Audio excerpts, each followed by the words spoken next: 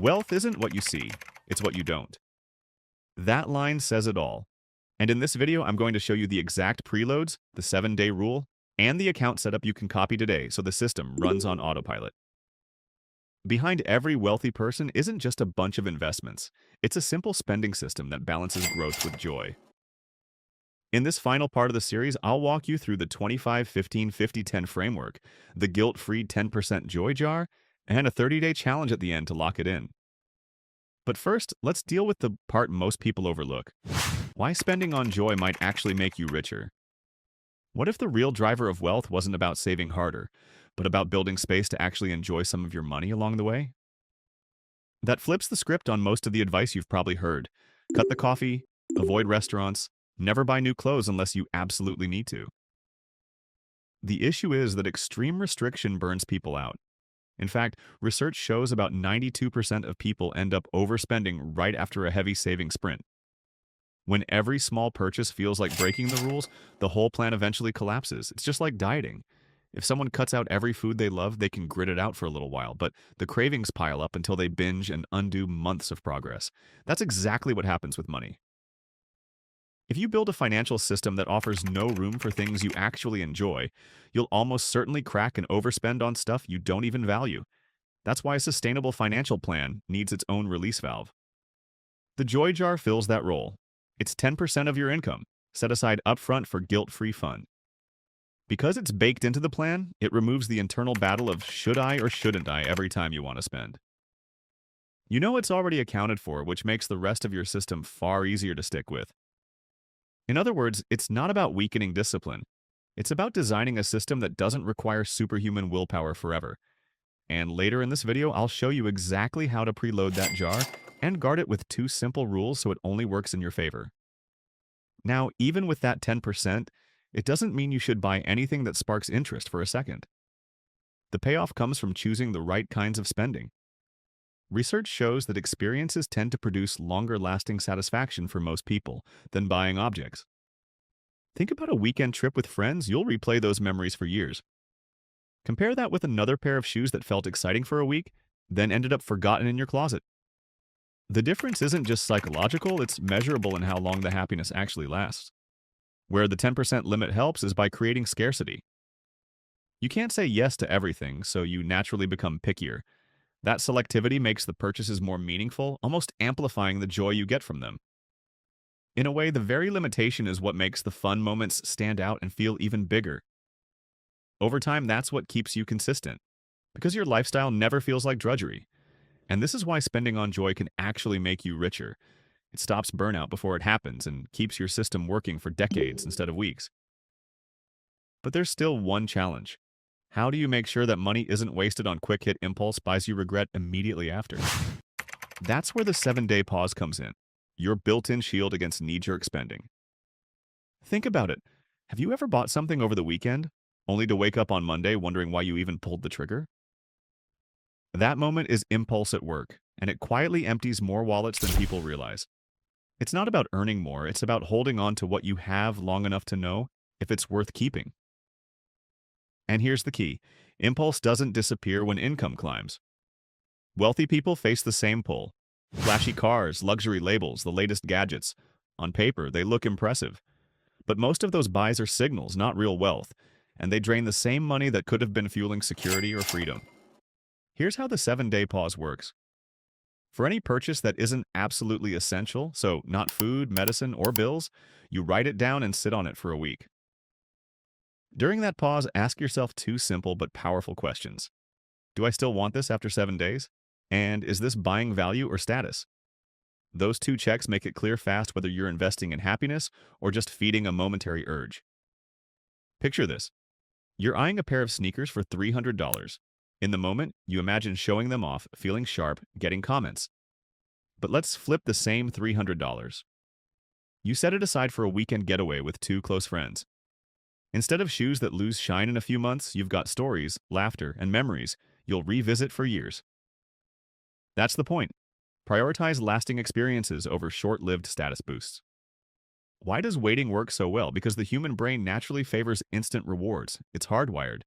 That's why the purchase feels so urgent in the store.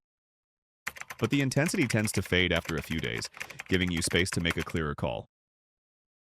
You're not killing desire, you're just giving yourself enough distance to see whether it's real or fleeting. And here's the upside.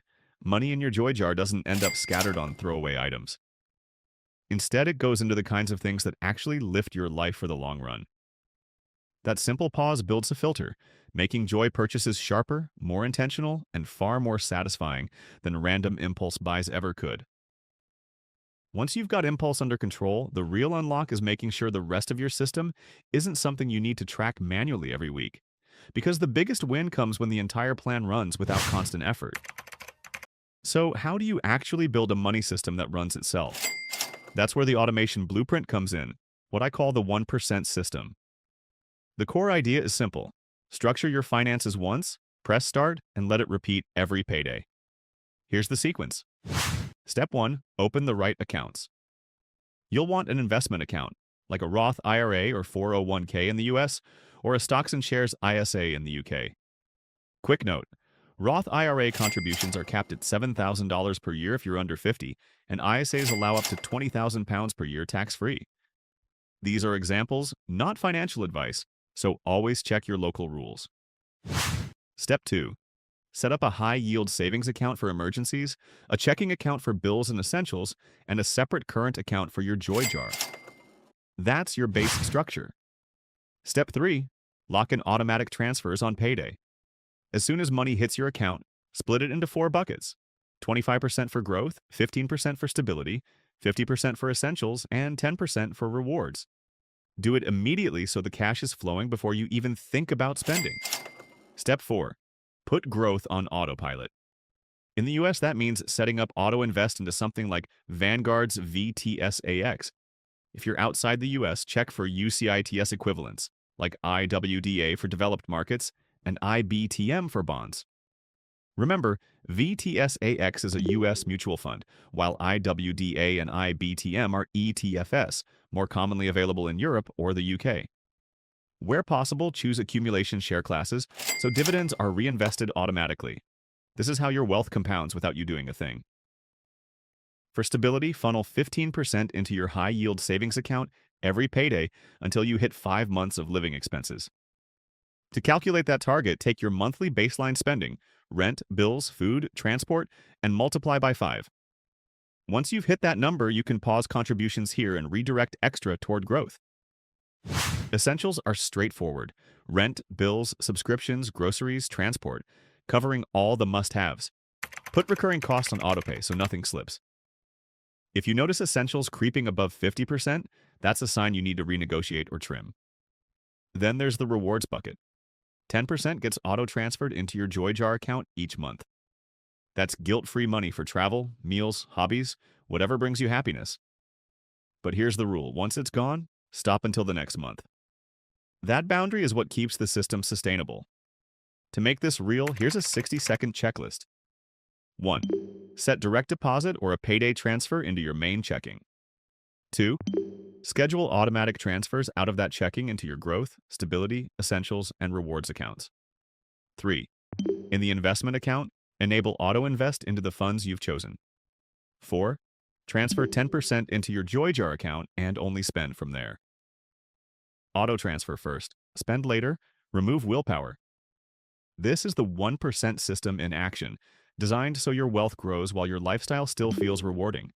And once your system is running, the real question shifts from how much you make to how well you manage what you already have. Wealth isn't about cutting every expense or living on scraps. It's about creating balance, a system that blends discipline with enough joy to keep you committed long-term. Balance plus automation equals consistency, and that's what actually builds wealth. So here's your 30-day challenge. 1. Calculate your monthly baseline and set the stability target at baseline X5. Then automate 15% transfers. 2. Open the 4 accounts and schedule auto transfers into growth, stability, essentials, and rewards. 3. Preload 10% into your Joy Jar and apply the 7-day pause rule. 4. If you dip into stability, use the replacement promise to restore it on your next payday. Do this for 30 days and post one metric in the comments. For example, I automated 60% and saved £400. And if you want the exact checklist I mentioned, just say checklist below. Remember, this is not financial advice, just a framework that works. If you found this useful, hit like, subscribe, and drop your results in the comments. I really want to hear how it worked for you.